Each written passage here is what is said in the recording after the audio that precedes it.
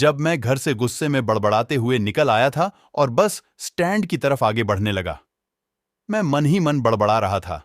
पता नहीं कितने पैसे छुपा के रखे हैं, लेकिन मेरे लिए एक बाइक नहीं ले सकते। अब मैं यहां से चला जाऊंगा और तब तक वापस नहीं आऊंगा जब तक मैं खुद के पैसों से बाइक नहीं खरीद लेता। इतना सोच ही रहा था, तभी मेरे पैर में मुझे कुछ चुभने का एहसास हुआ। नीचे देखा तो समझ आया कि जल्दबाजी में पापा के जूते पहन आया हूं। उन जूतों में कील उभरी हुई थी, जो मेरे पैर मैं बार बार घाव किए जा रही थी। लेकिन उस समय गुस्सा अधिक था, तो मैं बड़बड़ाते हुए आगे बढ़ गया। एकाएक मुझे याद आया कि मैं पापा का पर्स भी साथ ले आया हूं। मेरे खुराफाती दिमाग में एक ख्याल आया, क्यों ना आज पापा का पर्स चेक किया जाए, जिसे आज तक उन्होंने किसी को हाथ तक नहीं लगाने दिया था। पता नहीं कौन सा खजाना छुपा है इस पर्स में, जो किसी को हाथ नहीं लगाने देते थे। जब मैंने पापा का वह पुराना पर्स खोलकर देखा तो उसमें पैसे तो नहीं मिले, लेकिन पैसों की जगह पर एक डायरी रखी हुई थी। तब मैंने सोचा, ओह, तो यह खजाना छुपा रखा है।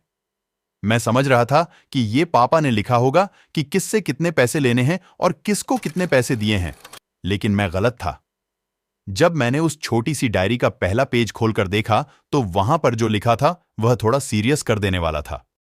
डायरी में जो लिखा था उसे पढ़ने के बाद मेरे चेहरे पर जो एक्सप्रेशन थे वह गायब हो चुके थे, क्योंकि डायरी में वैसा कुछ नहीं था जैसा मैं सोच रहा था। वहां पर उन पैसों का हिसाब लिखा हुआ था जो अलग अलग कामों के लिए अलग अलग लोगों से उधार लिए गए थे। उस लिस्ट में कंप्यूटर के नाम पर भी पैसे लिए गए थे। कुछ यूं लिखा था, 50,000 बेटे के कंप्यूटर के लिए।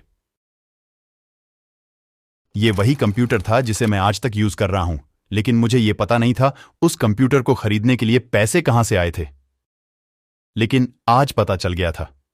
मुझे आज भी याद है जब मैंने पहली बार कैमरे के लिए जिद की थी, जो मेरे पापा ने मुझे 2 हफ्ते बाद मेरे बर्थडे पर लाकर दिया था, जिसे देखकर मैं बहुत खुश हुआ था। और मुझे खुश देखकर मुझसे कहीं ज्यादा अगर कोई खुश था तो वह थे पापा।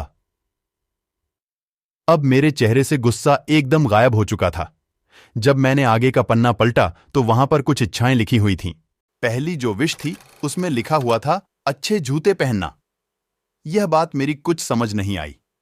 तभी मेरा पांव अचानक सड़क पर भरे हुए पानी पर जा पड़ा और तभी मेरे पांव में कुछ गीलीपन होने का एहसास हुआ। जब मैंने जूता उतार कर देखा तो उसका तला टूटा हुआ था। यह देखकर मुझे डायरी में लिखी बात याद आ गई। तभी मुझे माँ पापा की कही बातें भी याद आ रही थीं कि कैसे माँ जब कहा करती थी पापा से, अब तो जूते पुराने हो गए, नए ले लीजिए, तो पापा अक्सर ये कहकर टाल दिया करते थे, जूते अभी और चलेंगे, अभी कुछ दिन पहले तो लिए थे। मुझे आज समझ आ रहा था कि कितने दिन और चलेंगे। साथ ही साथ यह भी समझ आ रहा था कि पापा पर्स को क्यों छुपा कर रखते थे। तभी उस डायरी को पढ़ते हुए बस स्टैंड पर पड़ी बेंच पर आकर बैठ गया। अब उस डायरी का आखिरी पन्ना बचा हुआ था। उस पन्ने को जब मैंने पलटकर देखा तो वहां कल की डेट लिखी हुई थी। तारीख के नीचे लिखा हुआ था 50,000 रुपए बाइक के लिए। बस इतना पढ़ा और दिमाग सन्न रह गया। अब मेरे मन में कोई शिकवा गिला नहीं बचा था, बस मेरी आंखों से आंसू चले जा रहे थे। मुझे आज तक नहीं पता तब मैं क्यों रोए जा रहा था। अब मैं जल्दी से घर की तरफ भागा, लेकिन जूतों की वह कील पांव में अब तक घाव बनाने में कामयाब हो चुकी थी।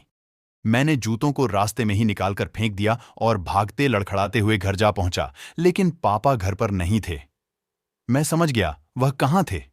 मैं सीधा पास वाली बाइक एजेंसी की तरफ भागा। पता नहीं आज कहां से इतनी ताकत आ गई थी कि मैं भागते हुए थक नहीं रहा था, और वह भी बिना जूतों के नंगे पैर। जैसे तैसे मैं बाइक एजेंसी पर पहुंचा। पापा वहीं थे। मैंने पापा को दौड़कर गले लगा लिया और मेरी आंखों से आंसू रुकने का नाम ही नहीं ले रहे थे। पापा समझ नहीं पा रहे थे, आखिर हो क्या रहा है, मैं क्यों रो रहा हूं। मैंने पापा से कहा, पापा मुझे मोटरसाइकिल नहीं चाहिए, आप अपने लिए जूते ले लीजिए। अब आज से मैं जो भी करूंगा अपनी मेहनत से अपने बलबूते पर पढ़कर करूंगा। यह हार्ट टचिंग स्टोरी लिखते हुए आज मेरी भी आंखें नम हुई हैं। मैं आज आपसे कहना चाहूंगा, ठीक ऐसे ही होते हैं हमारे पिता। हम अक्सर देखते हैं कि हम अपनी मां से हर बात शेयर करते हैं और मां भी इसके बदले में हमें बहुत प्यार देती है। लेकिन एक शख्स ऐसा भी होता है जो हमें छुप कर प्यार करता है। वह होते हैं हमारे पिता। यह परिवार में एकमात्र ऐसा व्यक्ति होता है जो अपने बच्चों से उन्हें बिना जताए छिपकर प्यार करता है, खुद की इच्छाओं को मारकर बच्चों के लिए सपने देखता है और उनकी खुशी में ही खुश हो जाता है। मुझे नहीं पता कि आप अपने पेरेंट्स की इज्जत करते हो या नहीं, लेकिन अगर आपके पास पेरेंट्स हैं तो आप बहुत खुशनसीब हो, क्योंकि